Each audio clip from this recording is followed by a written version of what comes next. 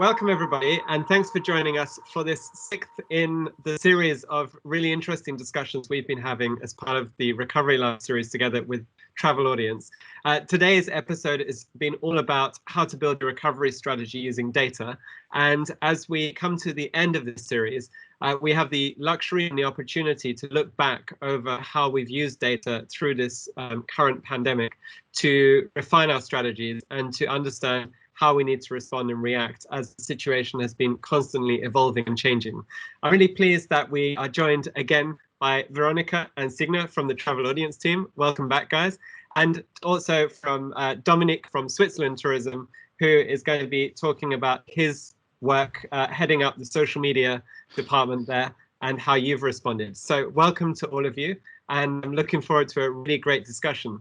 So as we come to the end of this series, I think it's really a good opportunity to reflect on things so far. So I want to start off with you, Veronica, because this was an idea that was born in the very, very beginning of the situation, and we wanted to see how we can work to support the industry.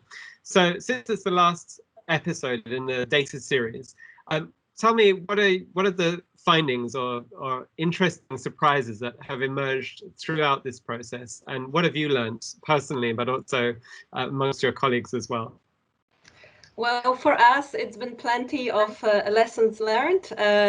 We for sure discovered and unlocked new formats for us as a marketing team at Travel Audience. Also, the fact that we had to go digital was something that we all welcomed, and we made it work even though we were all working remotely from home. So that's to start with something we're very, very proud of and also happy with the results. I think when it comes to surprises, I would say that working with data together with storytelling was something that worked really well for us, but at the same time brought a lot of new experiences when it comes to storytelling, because even though we had certain ideas in mind when we wanted to put the episodes together, by running data and looking at some trends, actually we were discovering that the story is shaping in a completely different way. So making sure that the storytelling is driven by data was something that helped us to be very agile, to adapt to the current situation, make sure that we're showing things that are not only about now, but also we're showing trends that are highlighting the future outlook. So that was something that really resonated with us, and for sure we want to embrace that moving forward, even beyond this series. Great. Well, we're going to maybe reflect on that at the very end, but let's now talk about Switzerland tourism. And of course, we all saw this this great video campaign that you ran early on, which was about Dream Now, Travel Later. But before we talk about that, let's talk about how you've been using data through your recovery strategy, and also to understand how things are evolving and how you need to respond in terms of your activities. So tell us a bit about how data has played a role, and in particular, what signals you've been looking towards and picking up on in order to optimize and build your strategy in order to respond effectively to that.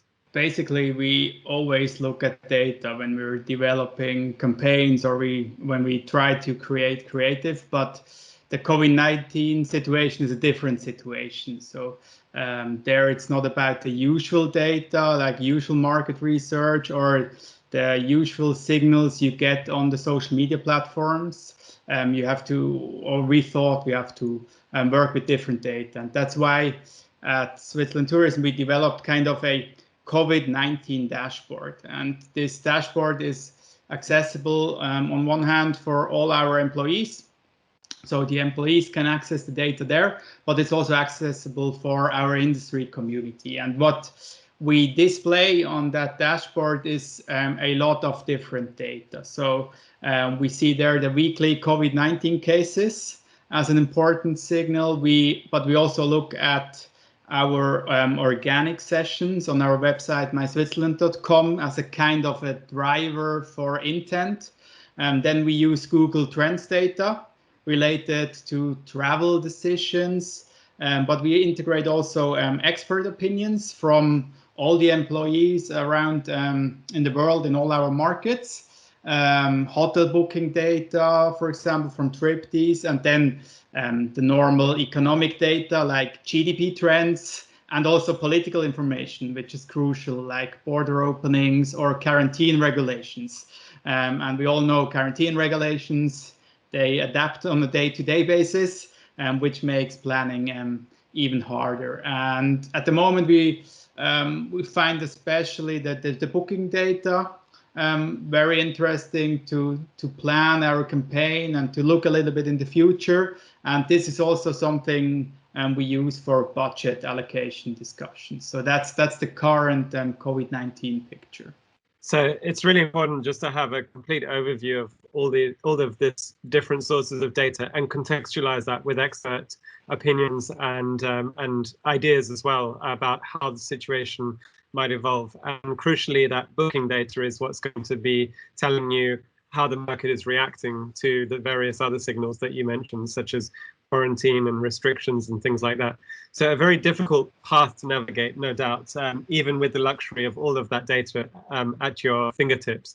So how have you been able to build that into a recovery strategy and actually start to understand what's happening and put in place the right digital marketing and in your case, the right response socially to speak to the right audiences and also deliver the right message to that? Because as you've just described, it's a very tangled and complicated picture. Yeah, as you mentioned before, we had this Dream Now, Travel Later campaign. And this Dream Now, Travel Later campaign, that was purely something spontaneous. And it was something, we call it our empathy phase. So it was when traveling wasn't possible. That's where we used the Dream Now, Travel Later campaign, but I think we can talk about this campaign later on. Currently, we're in a new phase. Travel is possible, but not in every country. So we have a new campaign. It's called I Need Switzerland, where we want to tell people around the world why Switzerland is an ideal place to make your vacation and to plan your next trip. And here, the most important thing is to use data to learn when can you access new market with that brand message, because you don't want to access a market which isn't open to travel. And that's at the moment the main focus regarding building planning campaigns. And when it comes to executing the campaigns, we kind of look at different data. Then we look at the purely the campaign data. So impressions, website traffic, website time duration, and so on. Also lead KPIs, booking KPIs, and then try to optimize our campaign there on. And then what we also think what's important, it's nowadays it's more or less a pure Swiss campaign. So we run it in Switzerland to tell Swiss people how beautiful our country is, but we can learn in order to reach then later on other markets. Really interesting there. So obviously balancing strategic foresight that you can have from what the data is showing you, where there is potential and propensity in the markets, and which ones to focus on and prioritize. But at the same time, balancing that with or juxtaposing that with the data that you have on your campaign specifically. So looking really deep into the metrics in terms of what's working, what's engaging, what's resonating with those potential visitors.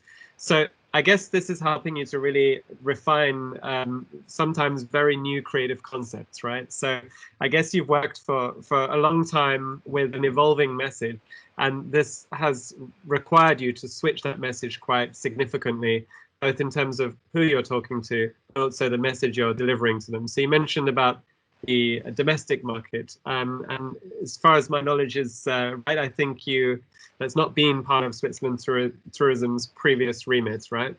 And then also talking to new markets with the right message about needing Switzerland, and then delivering the right content that supports that gives that sense of confidence to travelers. So tell us a bit about how data has kind of been part of those decisions as you've been making those creative decisions.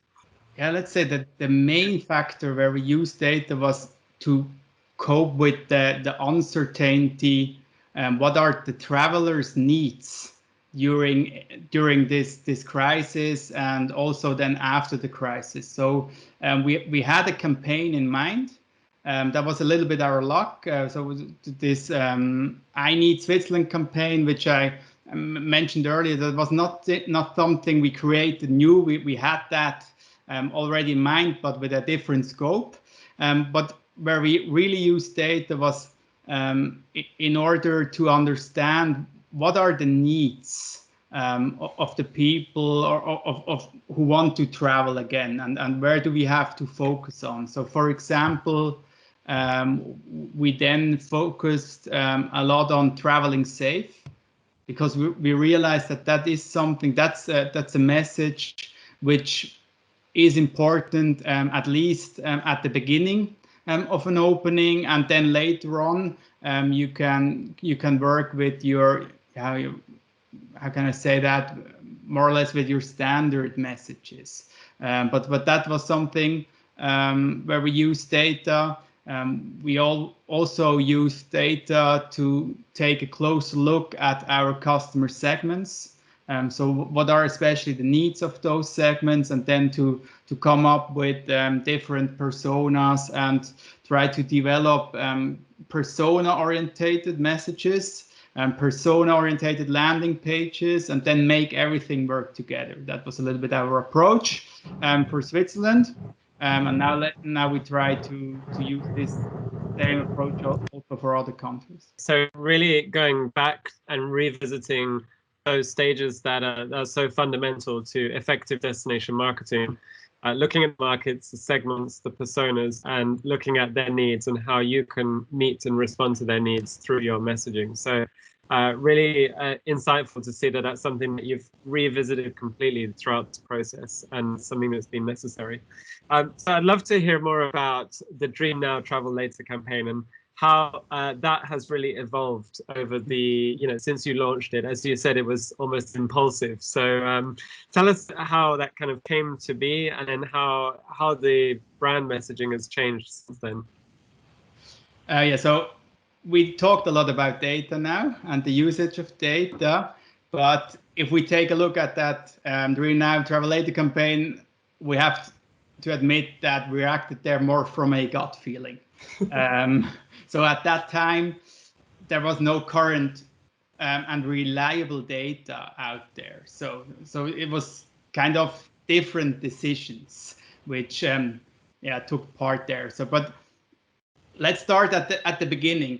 At the beginning of the year, the situation for Swiss travel was pretty rosy. So we had a really good 2019, and then we also had a good start into the winter season and a good start into 2020. And then suddenly, in a kind of like unpredictable extent, this coronavirus stopped tourism all over Europe, and then also all over the world, and traveling was no longer possible, and not only in Switzerland, but that's what we're interested in.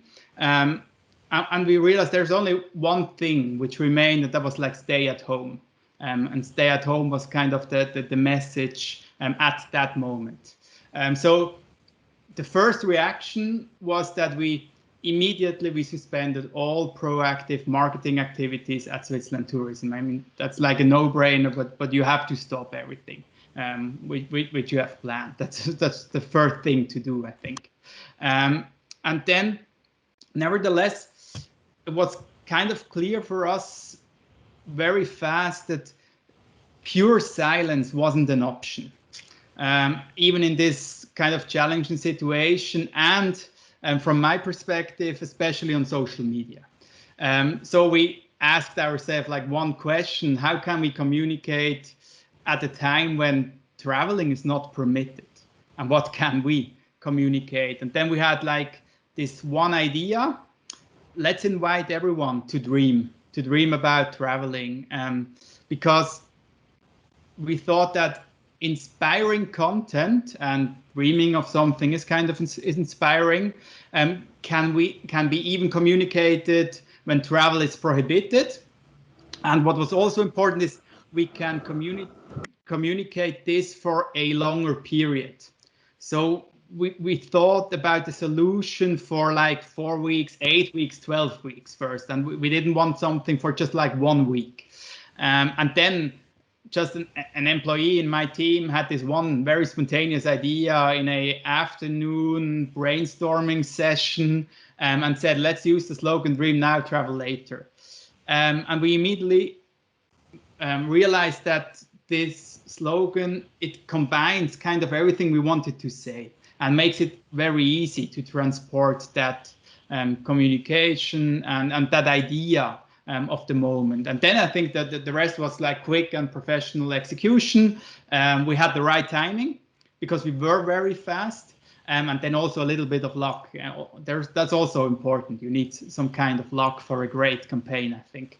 And then what we did was, over the following weeks, we immediately realized, also there with data, we analyzed our posts, and then from the reaction from our community, we saw that this Dream Now, Travel Later thing, that's the right thing to communicate. So we completely focused on this, our communication, on this one message, and adapted worldwide the whole planned communication. And then we focused on social media platforms, because they are the fastest and the most direct channel of communication, which helps in such a situation.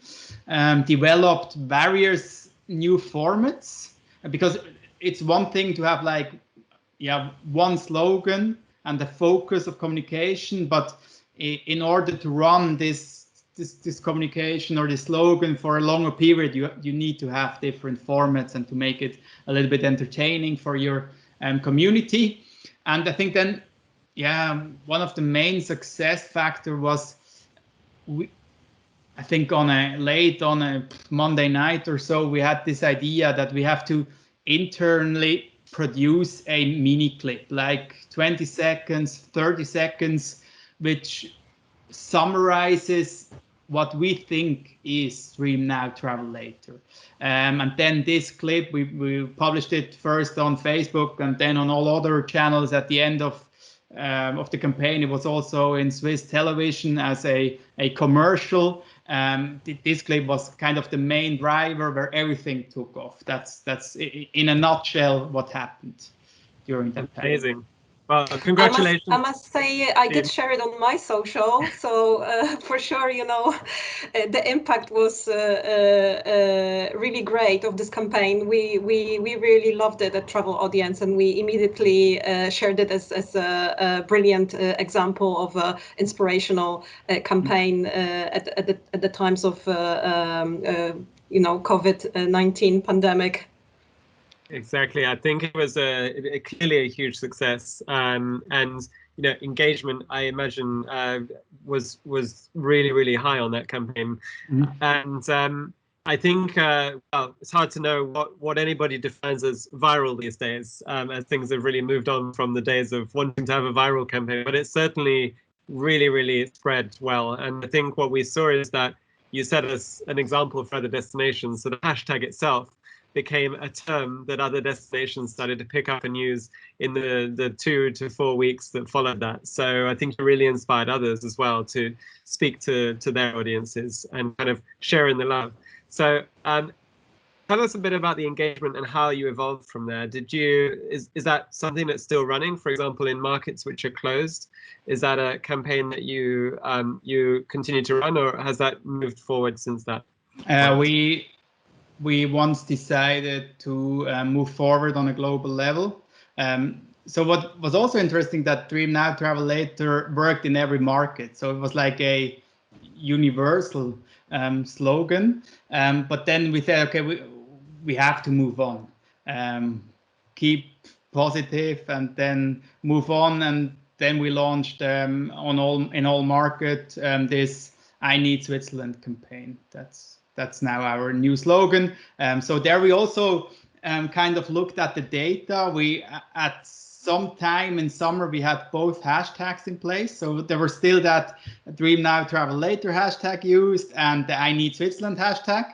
On our channels we switched, but the community they switched a little bit later on, and that's also something where we looked at social media monitoring data, and we see now that the I Need Switzerland hashtag took over from the Dream Now Travel Later hashtag. So it's kind of a more activating campaign, but we need tourism back. So that was kind of the rationale behind it.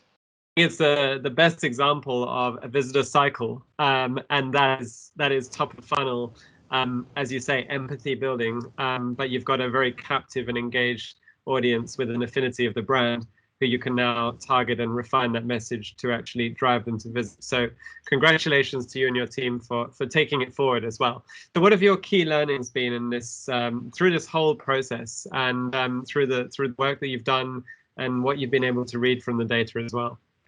Yeah, I think the most important learning from my point of view is that you never know today how the travel world will look like 4 to 8 weeks later. So what that means is it's kind of very difficult to plan your campaigns, and you always have to be prepared to adapt your plans and to adapt your campaigns. For example, we shooted some creatives 2 weeks ago, and then 1 week later we realized that we can't use this material because something changed with travel regulations again.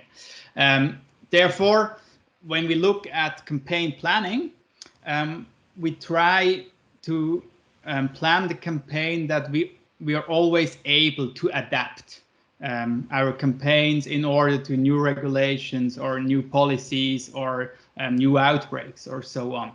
And that means, I think, kind of a new way of working also as a digital marketing team or as a marketing team. And what we're trying to do, or what we've tried to do since start of that I Need Switzerland campaign, we try to adapt to a more like agile style of work. So how agile development teams work, which means in our marketing team, we operate now with streams. So we have media planning streams, we have content streams and so on. And then we meet on daily or weekly basis. So that's something how we try to react to this new situation and try to learn from teams who are used to such a situation or to such a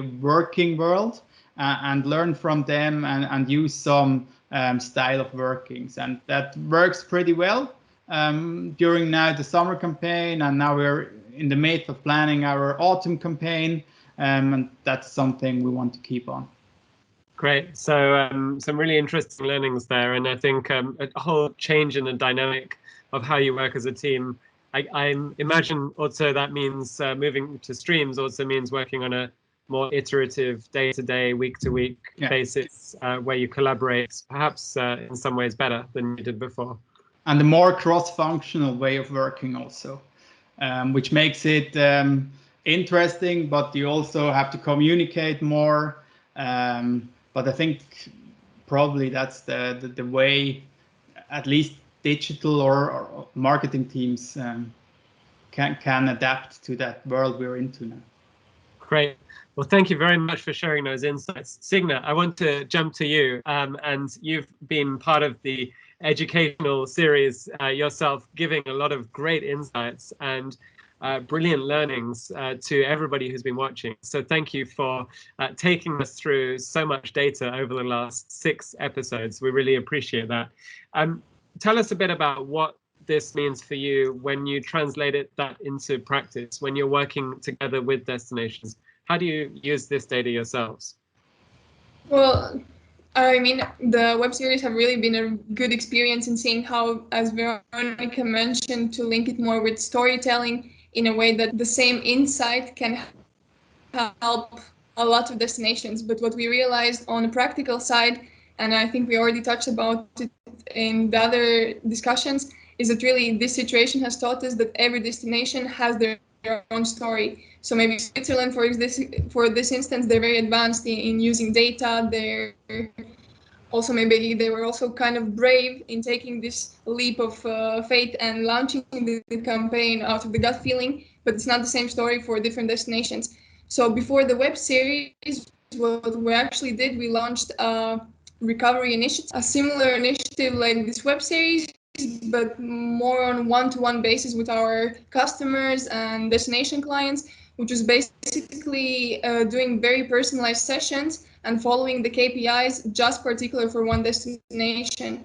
And what was initially thought to be a short-term project, maybe of 4 weeks or so on, has actually evolved to a much bigger process. And now we're working with around 50 different destinations, having weekly, bi-weekly or monthly calls where we look at live data for each destination in particular. And I personally found these sessions as a learning curve also for me, because being used to working with data as a driver for advertising is one thing. You kind of know the KPIs you ought to look at or the signs you're searching for. Now it has completely changed, and we also were able to introduce the personal vision of each destination. So for example, the island destinations will have completely different needs to those that maybe are more located in Central Europe, like Switzerland, where you need to consider train travel or also people renting cars. So it's pretty much the same story as for Switzerland. It's been like a continuous learning process, and I think we're just in the first round of it, and I think it's only going to evolve.